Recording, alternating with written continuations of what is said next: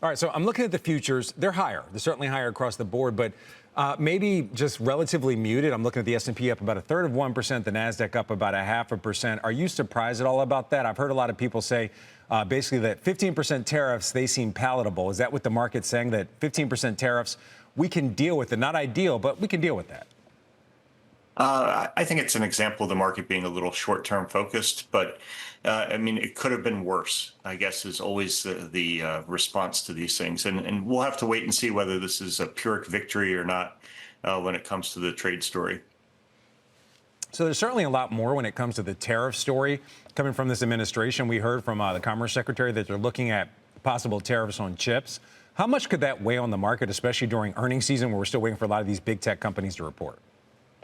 Well, I think one of the things that's important to keep in mind is that it's very difficult for anyone, whether it's the Fed or the ECB or other policymakers in other countries, to really figure out how to kind of come to an end state, right? And that includes companies, right? So a lot of companies might have been holding off on kind of price increases until they understood better the landscape that they were operating in, because they don't want to be doing price increases every month. They just want to do price increases and be done with it. And so the more we get these agreements, the closer we are to an end state, and the closer we are, or the more likely it is that we'll begin to see the impacts of these tariff rates, as opposed to this kind of everlasting story where people just kind of hold off, and then eventually, the market calms down, and then you see little things happen and little trickles happen through, for example, the CPI report. So you're mentioning that we might be towards an end state. You also talked about the Fed. Of course, you have a Fed meeting coming up later today. Your house view is that we don't see a Fed rate cut until September. I'm just looking at the CME FedWatch tool, one of many tools you can use to kind of figure out what the odds are of a cut. Right now, I'm seeing about 60% of a 25 basis point cut coming up in September, about almost 40% chance of a pause, like a very minor chance of a 50 basis point cut.